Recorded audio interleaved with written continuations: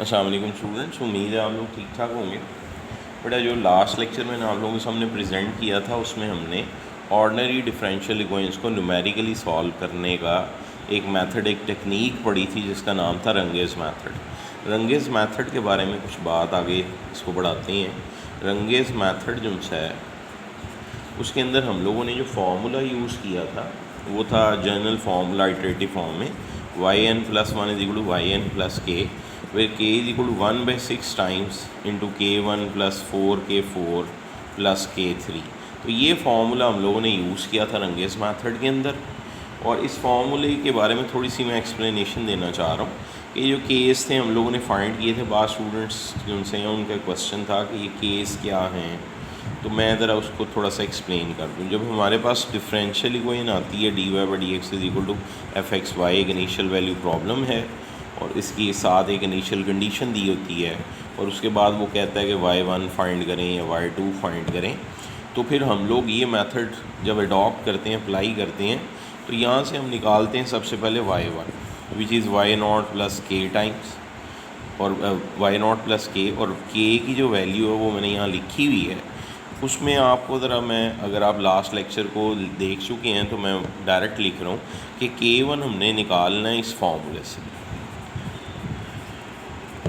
उसके बाद बेटा जो +4 टाइम्स k4 है, k4 जो है वो हम लोगों ने फार्मूला यूज़ करना था h के साथ fx0 + h/2 और साथ था प्लस y0 + k1/2। और फिर उसके बाद लास्ट में जो k3 है उसके अंदर हम लोगों ने k3 की वैल्यू यूज़ करनी थी h times fx0 + h y0 + k2।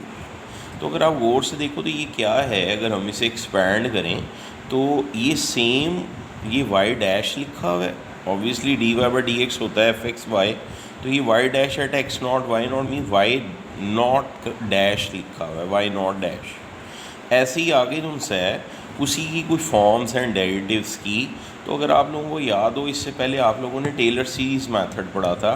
Taylor series method में जो एक्सपेंशन थी y1 की वो इसी तरह थी y0 + h y0 dash + h² factorial y0 double dash + so on। तो एक्चुअल में ये जो मेथड्स हैं ये निकले, ये एब्रीवेशन या इनकी जो वर्डिंग हम लोग यूज़ कर रहे हैं ये ओरिजिनेट किए गए हैं टेलर सीरीज़ मेथड से।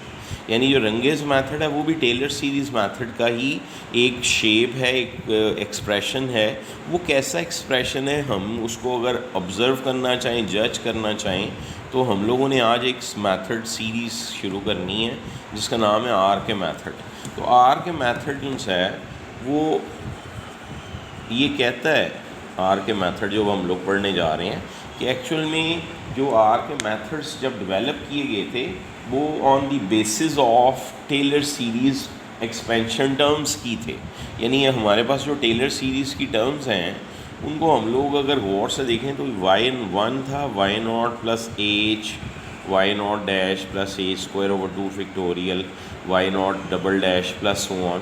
जब ये आप फार्मूला लिखते हैं तो इसमें अगर आप इन दो टर्म्स को गौर से देखो तो ये y0 + h के साथ fx0, y0 लिखा हुआ है, क्योंकि y0 डैश का मतलब है डेरिवेटिव एट x0 y0, तो वो यही है।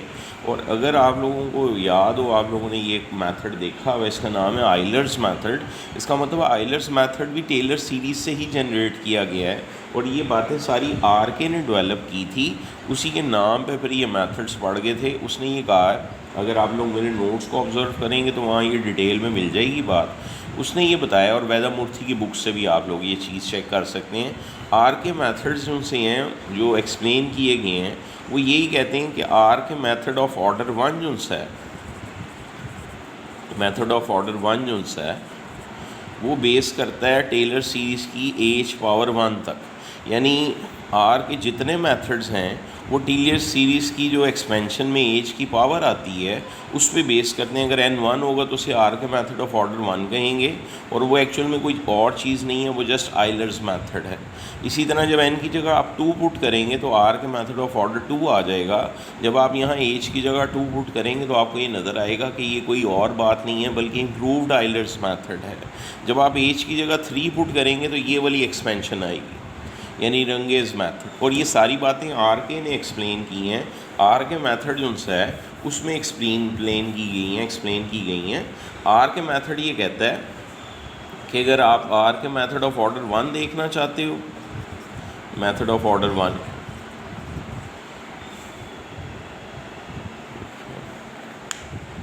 तो आर के मेथड ऑफ ऑर्डर 1 अगर देखना चाहते हैं, मैं एकदम रुक गया हूँ, मुझे ऐसा लगे जैसे वीडियो बंद हो गई है, स्टक हो गई हुई है, तो इस वजह से मैं एकदम स्टॉप किया उन्हें लेक्चर देना।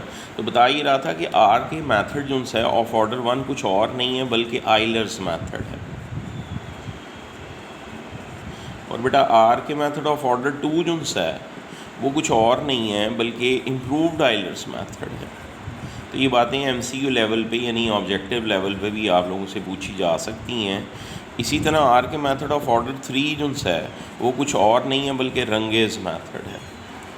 तो ये जो मेथड्स हैं, अगर आपसे, अब मैं पेपर के पॉइंट ऑफ व्यू से कुछ बात डिस्कस कर दूं, अगर आपसे कोई ये पूछ लेता है कि कोई क्वेश्चन आपके पास फर्स्ट ऑर्डर डिफरेंशियल इक्वेशन आती है इनिशियल वैल्यू प्रॉब्लम की शक्ल में, और आपसे ये पूछा जाता है कि इसको सॉल्व करना है, आपने y1 y2 वगैरह फाइंड करने हैं यूजिंग आर के मेथड ऑफ ऑर्डर 1, तो आपने कुछ और यूज़ नहीं करना बल्कि डायरेक्ट आइलर्स मेथड को यूज़ करना है। तो आइलर्स मेथड आप लोग यूज़ कर चुके हैं, मैं आप लोगों को क्लास में करवा चुका हूँ। उसके बाद आर के मेथड ऑफ ऑर्डर 2 जो है, अगर वो लिखा हुआ आ जाता है क्वेश्चन में कि आप इसे आर के मेथड ऑफ ऑर्डर 2 से सॉल्व करें, तो फिर आप इसे सॉल्व करेंगे इम्प्रूव्ड आइलर्स मेथड से, उसके भी आपने क्वेश्चंस किए हैं। उसके बाद जो आर के मेथड ऑफ ऑर्डर 3 से अगर कोई क्वेश्चन आता है, तो मैंने लास्ट लेक्चर में आपको रंगेज मेथड समझाया है, आपने वही मेथड उसके ऊपर लगाना है। इसका मतलब है पेपर में जो है मास्टर्स लेवल के आप लोगों ने एग्ज़ाम्स देने हैं अभी साल, उसमें इन तीनों से रिलेटेड वो क्वेश्चन नहीं पूछेगा। वो आर के मेथड ऑफ ऑर्डर 1 या ऑर्डर 2 या ऑर्डर 3 कह के कोई सवाल देगा ही नहीं। अगर देगा तो बड़ा कोई ऐसा बंदा होगा जो ये समझता होगा कि स्टूडेंट को ये पता ही नहीं है कि ये क्या है मेथड। अगर वो जज करना चाहे तो एक अलग चीज़ है, लेकिन ये है कि नॉर्मली जो हम लोगों की ऑब्जर्वेशन है 8, 10, 15 सालों में जो हम लोगों ने एग्ज़ाम्स देखे हैं, उसमें कोई पेपर जो है वो उसमें ऐसे क्वेश्चन नहीं पूछा जाता। वो आपको, अगर वो उसने आइलर से पूछना है तो वो आइलर से पूछेगा, मेथड ऑफ ऑर्डर 1 आर के का बोलेगा ही नहीं वो। इसी तरह इम्प्रूव से पूछना है तो वो डायरेक्ट इम्प्रूव्ड आइलर्स मेथड का वर्ड यूज़ करेगा। रंगेज से पूछना है तो वो भी रंगेज मेथड डायरेक्ट वर्ड यूज़ करेगा। अच्छा, तो फिर इससे अगली बात, जो आर के मेथड ऑफ ऑर्डर 4 है उसका नाम यूज़ करके कोई क्वेश्चन पेपर में आ सकता है। यानी मैं आज बता रहा हूँ कि जो हम लोग ये काम कर रहे हैं, जो हमारा समझ लो लास्ट काम शुरू हो गया, लास्ट टॉपिक शुरू हो गया है, उसके अंदर मैं बता रहा हूँ कि 2 चीज़ें ही पेपर में आ सकती हैं। पेपर पॉइंट ऑफ व्यू से बातें हो रही हैं अभी। या तो आर के मेथड ऑफ ऑर्डर 2 की डेरिवेशन पूछी जाएगी, इसका मतलब है डेरिवेशन इन चारों में से जस्ट आर के मेथड ऑफ ऑर्डर 2 की ही पूछी जा सकती है। और या फिर आर के मेथड ऑफ ऑर्डर 4 का क्वेश्चन आएगा, यानी इनिशियल वैल्यू प्रॉब्लम बेटा आएगी और आपने उसको सॉल्व करना होगा आर के मेथड ऑफ ऑर्डर 4 को यूज़ करके। इस आर के मेथड ऑफ ऑर्डर 4 से रिलेटेड जो काम है, ये आर के मेथड ऑफ ऑर्डर 4 क्या है, वही आज की प्रेजेंटेशन में आप लोगों के सामने दिखाया जाएगा। तो आज के लेक्चर के अंदर प्रेजेंट किया जाएगा। जो आर के मेथड ऑफ ऑर्डर 4 है उसके बारे में एक और बात करके तो आगे चलता हूँ। आर के मेथड ऑफ ऑर्डर 4 का एक और नाम भी है, अगर ऑफ ऑर्डर 4 का वर्ड यूज़ नहीं होता और पेपर में जस्ट क्वेश्चन आता है use R K method to solve the initial value problem, तो इसका ऑब्वियस मतलब है कि वो ऑर्डर 4 से ही क्वेश्चन पूछ रहा है। आर के मेथड ऑफ ऑर्डर 4 को सिंपल आर के मेथड भी बोला जाता है।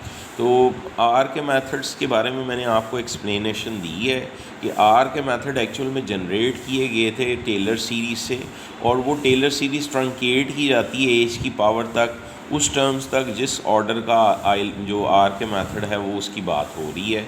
अगर ऑर्डर 1 की बात करेगा तो टेलर सीरीज़ को हम लोग ट्रंकेट करेंगे अप टू एच पावर 1 तक।